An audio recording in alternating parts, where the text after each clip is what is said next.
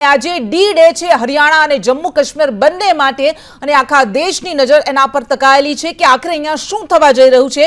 પરંતુ હરિયાણાથી શરૂઆત કરીશું કારણ કે જે હરિયાણા પર કોંગ્રેસ શરૂઆતમાં આગળ વધી રહી હતી, એક સમય તો એવો આવ્યો કે જ્યારે એ 45 કરતા વધુ બેઠકો પર રૂઝાનમાં આગળ ચાલી રહી હતી। જો કે અત્યારે ચિત્ર પલટાઈ રહ્યું છે। રૂઝાનમાં હરિયાણામાં ભાજપ કોંગ્રેસથી આગળ નીકળ્યું છે। આ જે રીતે અમે આંકડા આપને બતાવી રહ્યા છે, 48 બેઠક પર ભારતીય જનતા પાર્ટી આગળ છે તો કોંગ્રેસ અત્યારે 37 બેઠક પર આગળ ચાલી રહી છે અને અન્ય 5 બેઠક પર આગળ ચાલી રહ્યા છે। એટલે આ મોટો ફેરબદલ અત્યારે રૂઝાનમાં દેખાઈ રહ્યો છે અને આ જો પરિણામમાં પરિવર્તિત થાય છે તો પછી એક મોટો આંચકો, મોટો ઝટકો કોંગ્રેસને લાગશે કે જે આશા રાખીને બેઠી છે હરિયાણામાં આ વખતે પરિવર્તનની।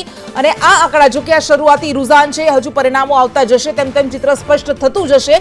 પરંતુ જમ્મુ કાશ્મીરની આપણે વાત કરીએ, જમ્મુ કાશ્મીરમાં 50 બેઠક પર કોંગ્રેસ અને એનસી નેશનલ કોન્ફરન્સનું ગઠબંધન છે આગળ ચાલી રહ્યું છે, જ્યારે 22 બેઠક પર ભારતીય જનતા પાર્ટી એટલે ભારતીય જનતા પાર્ટી કરતા અડધા કરતા પણ વધારે બેઠક પર એનસી અને કોંગ્રેસનું ગઠબંધન આગળ ચાલી રહ્યું છે। જ્યારે પીડીપી શરૂઆતથી જ પછડાઈ હતી અને અત્યારે 2 બેઠક પર આગળ ચાલી રહી છે, જે અહીંયા કિંગ મેકરની ભૂમિકા ભજવવાના છે અપક્ષ એવું લાગી રહ્યું છે। 17 બેઠકો પર, જે ખૂબ મોટો આંકડો કહી શકાય અપક્ષ માટે, 17 બેઠકો પર જમ્મુ કાશ્મીરમાં અપક્ષ અત્યારે આગળ ચાલી રહ્યું છે। પરંતુ જો રૂઝાનો પ્રમાણે હરિયાણામાં પરિવર્તન આવે છે, પરિણામ આવે છે તો ત્રીજી વખત ભારતીય જનતા પાર્ટી સરકાર બનાવી શકે છે।